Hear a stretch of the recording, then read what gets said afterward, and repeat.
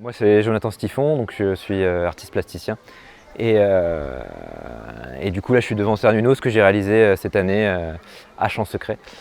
Et donc j'ai réalisé Cernunnos au cours d'une résidence de création qui était sur toute l'année scolaire.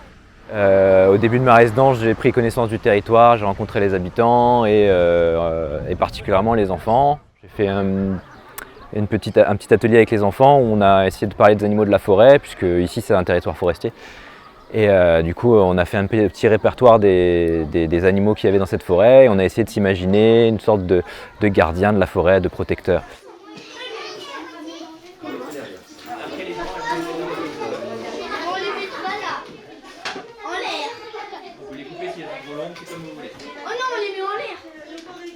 Et donc à l'issue de cette visite avec les enfants, j'ai réfléchi un peu, j'ai fait quelques recherches et j'ai trouvé dans la mythologie celte Cernunnos, le dieu de la faune et de la flore.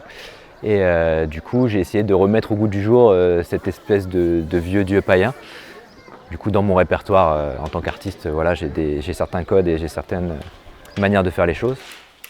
Et du coup j'ai réalisé une petite maquette que j'ai présentée aux élèves. Et à l'issue de la validation des élèves pour cette maquette et de ce choix d'ailleurs d'hybride, j'ai commencé la création dans les ateliers municipaux à Champ-Secret. Et là j'ai eu de l'aide d'un peu tout le monde puisqu'on m'a fourni des locaux, des machines.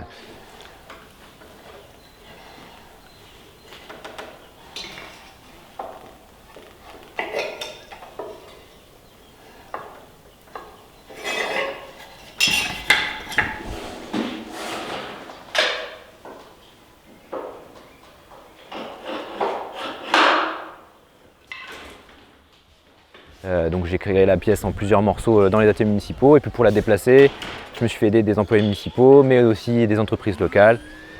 Voilà, le bois aussi de la sculpture est issu de la scierie du village. Et voilà, tout au long de mon séjour, j'ai été aidé sur les petites étapes comme ça pour trouver le bois, pour déplacer les choses, quand j'avais besoin d'une machine. Et au final, j'ai fait la sculpture de A à Z, mais c'est quand même une création collective, issue de la volonté de tout le monde. Tout le monde a mis du sien pour apporter à la sculpture la place qu'elle a, donc en face de l'école, dans la douve.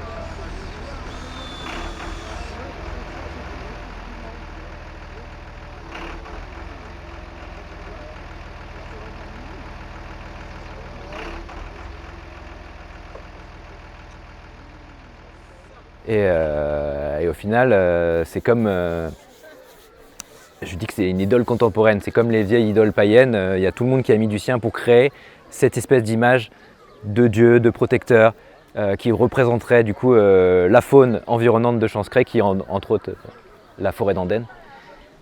Et voilà, ça symboliserait un petit peu, si c'était d'une idole, ça symboliserait un peu notre entente avec la nature, la volonté de tous les habitants de vivre en accord avec cette nature, puisque ici on est quand même dans un environnement privilégié où